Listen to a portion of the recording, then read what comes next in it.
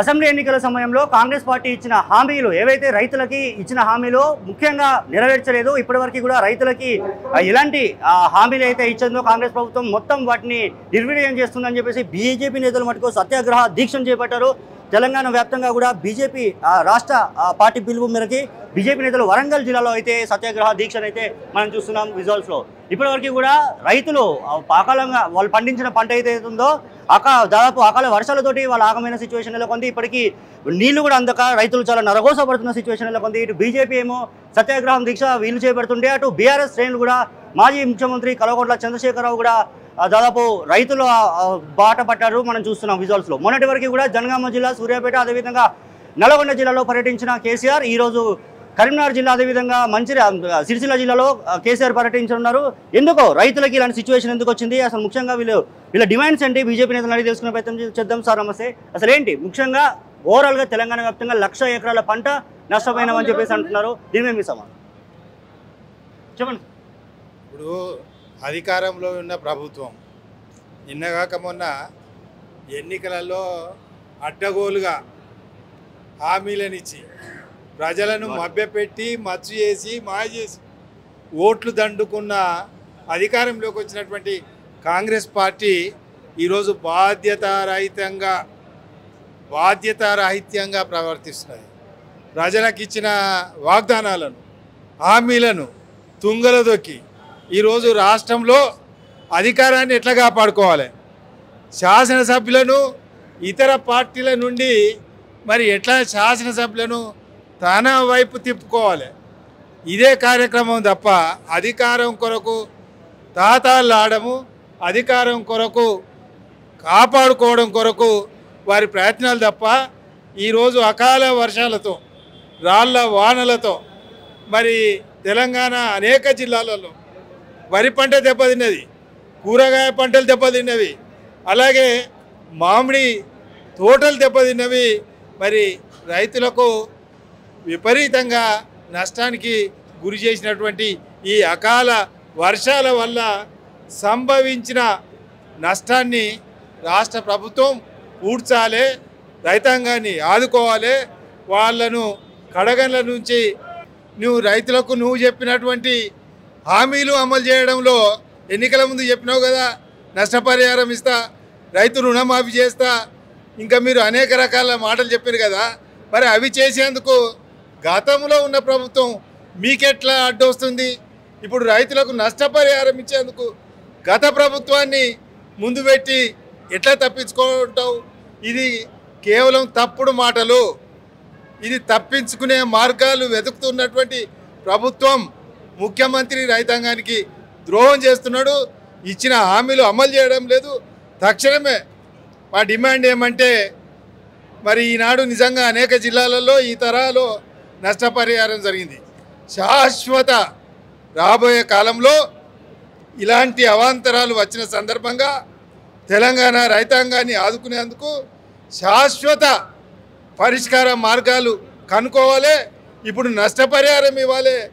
రాబోయే కాలంలో మరి ఇలాంటి అవాంతరాలు వస్తే ప్రభుత్వ పరంగా ఎట్లా ఎదుర్కోవాలి, రైతాంగాన్ని ఎట్లా ఆదుకోవాలో ఆ ప్రయత్నాలు చేయాల్సిన బాధ్యత కాంగ్రెస్ పార్టీ పైన ఉంది.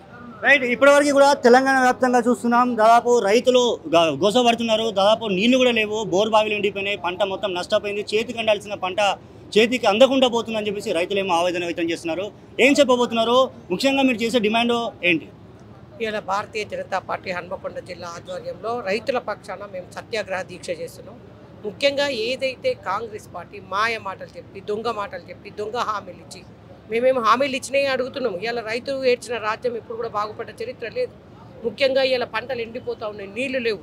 ఓదిక్కు ప్రాజెక్టులు ఎత్తిచ్చి నీళ్ళు ఏ విధంగా తీసుకురావాలని ఆలోచన చేయకుండా నేను గేట్లు ఎత్తేస్తున్నా, పక్క పార్టీ ఎమ్మెల్యే నేను ఎట్లా గేట్లు తీసుకురావాలి, గేట్లు ఎత్తేస్తున్నా, ఈ మీటింగ్కు 10 లక్షల మందిని ఎట్లా తీసుకురావాలని ఆలోచిస్తున్నావు తప్పితే ఏదైతే రైతుల కోసం హామీ ఇచ్చినావు. ఇలా పంట ఏదైతే ఒక్కొక్క ఎకరానికి నువ్వు 10,000 ఇస్తే నేను 15,000 రూపాయల అకౌంట్లకు ఇస్తాను, అదేవిధంగా కౌలు రైతులకు ఇస్తున్నావు. ఇలా నష్టపరిహారం చెల్లిస్తా అని చెప్పినావు. ఏది ఇలా 2 లక్షల రుణమాఫీ ఏది కూడా ఇలా వచ్చిన నువ్వు గడిచిన దాదాపుగా 4 నెలల్లో ఏది చేసిన దాఖలాలు లేవు. రైతులు దిక్కు అరిగోసపడుతూ ఇబ్బంది పడుతూ ఒకప్పుడు రోజు 2 రోజులకు ఒక రైతు ఆత్మహత్య చేసుకుంటే ఈ రోజు కాంగ్రెస్ పార్టీ అధికారంలోకి వచ్చాక రోజు ఒక రైతు ఆత్మహత్య చేసుకుంటే దాని గురించి ఆలోచన లేదు. ఎక్కడ ఏ పార్టీని ఎట్లా తీసుకొచ్చుకోవాలి, 4 నెలలు అవుతుంది నా పార్టీని ఎట్లా కాపాడుకోవాలి, ఈ మీటింగ్కి ఎన్ని లక్షల మందిని తీసుకురావాలి, ఎవరి దగ్గర ఎట్లా ఏవి చేయాలి నీకు ఈ ఆలోచన చెప్తే ఉదికు రైతు బాధపడుతుంటే రుణమాఫీ చేయకుండా ఎకరానికి పైసలు ఉన్నది వాయా ఉంచుకున్నది వాయా అన్నట్టు ఏది లేకుండా ఇలా రైతులు అరిగోసపడుతున్నారు. కాబట్టి రైతులకు వెంటనే నష్టపరిహారం చెల్లించాలి. అదేవిధంగా వరి కొనుగోలు దానికి 500 రూపాయలు క్వింటాలకు 500 రూపాయలు బోనస్ ఇవ్వాలి. రైతులను ఆదుకోవాలనే ఒక డిమాండ్తో ఇలా రైతుల పక్షాన సత్యాగ్రహ దీక్ష చేపట్టడం జరుగుతుంది. మీరు సేమ్ టైంలో చేపట్టారు, అటు బీఆర్ఎస్ నేతలు దాదాపు మాజీ సీఎం కూడా వెళ్తున్నారు రైతుల దగ్గరికి, రైతు బాట పట్టినారు, ఏమంటారు? కేసీఆర్కు ఏం చేసినా అన్ని అవినీతి పనులు అక్రమాలు బిడ్డ జైలుకు పోవడం ఇవన్నీ ఏం చేయకుండా రైతులకు ఏ విధంగా అన్యాయం చేసిండో మనం కూడా చూసినాం. ఎన్ని మార్లు అడిగినా ఎక్కడ కూడా ఏదో రైతు బంధు ఇచ్చినా అని చెప్పి ప్రతి ఒక్కటి కూడా నెగ్లెక్ట్ చేసిన వ్యక్తి ఈరోజు అన్ని మాయ మాటలు చెప్పుకున్న వ్యక్తి తప్పితే ఇంకొకటి ఏదీ లేదు. కాబట్టి ఇలా కేసీఆర్ అనే వ్యక్తి చేస్తూనే ఉంటాడు, ఆయన మాయ మాటలు చెప్పుకుంటా తిట్టా. భారతీయ జనతా పార్టీ ఒకటే మాట చెప్తుంది, ఏది కూడా హామీలు ఇవ్వదు, ప్రతి ఒక్కరి పక్షాన పోరాటం చేస్తుంది, రైతులకు న్యాయం జరిగే వరకు కూడా సత్యాగ్రహ దీక్ష కొనసాగుతుంది. అంటే ఇప్పుడు మీ డిమాండ్ ముఖ్యమైన డిమాండ్ అండి, రైతులకు ఏం కావాలని కోరుకుంటున్నారు? ఇప్పుడు ఏదైతే వరి పంట కొనుగోలుకు వచ్చింది 500 రూపాయలు బోనస్ వెంటనే క్వింటాలకు ప్రకటించాలి. అదేవిధంగా రైతులకు 2 లక్షల రుణమాఫీ చేయాలి. అదేవిధంగా 15,000 రూపాయలు వాళ్ళ బ్యాంక్ అకౌంట్ వేయాలి. కౌలు రైతులకు ఇవ్వాలి, నష్టపరిహారం చెల్లించాలి. ఈ డిమాండ్లతో మేము చేస్తున్నాం.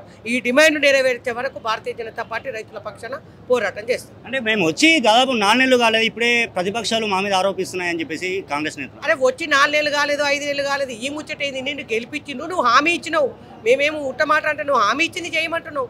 నీ పక్క పార్టీని ఎట్లా కొనుక్కోవాలో తెలుసు, ఈ మీటింగ్కి ఇంతమందిని తీసుకురావాలో తెలుసు, ఇవన్నీ తెలుసు. కానీ రైతులను ఆదుకునేది తెలియదా? అన్ని దొంగ మాటలు బంద్ చేసి ఇచ్చిన హామీలు నెరవేర్చేదాకా మేము ఖచ్చితంగా రైతుల పక్షాన మేము నిలబడతాం.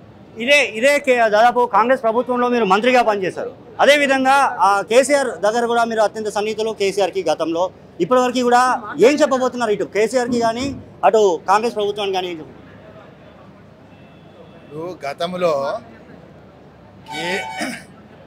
కేసీఆర్ 10 సంవత్సరాల కాలంలో రైతులకు ఎన్నడూ కూడా మరి ఇలాంటి అకాల వర్షాల వల్ల రాళ్ల వానల వల్ల జరిగిన నష్టపరిహారాన్ని కట్టించడంలో మాయమాటలు చెప్పిండు, నమ్మించిండు. కానీ 9-10 సంవత్సరాలలో ఏ పంటకు కూడా ఎప్పుడు కూడా నష్టపరిహారము కేసీఆర్ ఇవ్వలే.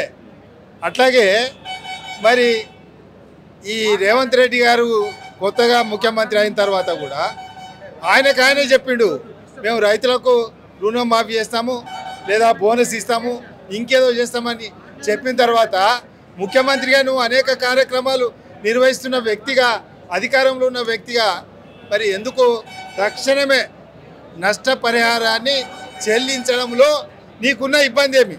నువ్వు ఇతర కార్యక్రమాలు చేస్తలేవా? ఇతర పనులు చేసుకుంటలేవా? రాజకీయ పరంగా ప్రభుత్వాన్ని నిర్వహణలో ఎన్ని కార్యక్రమాలు చేస్తున్నావు? మరి రైతులను ఆదుకోవడంలో నువ్వు తక్షణమే నిర్ణయాలు చేయాలని మేము డిమాండ్ చేస్తాం.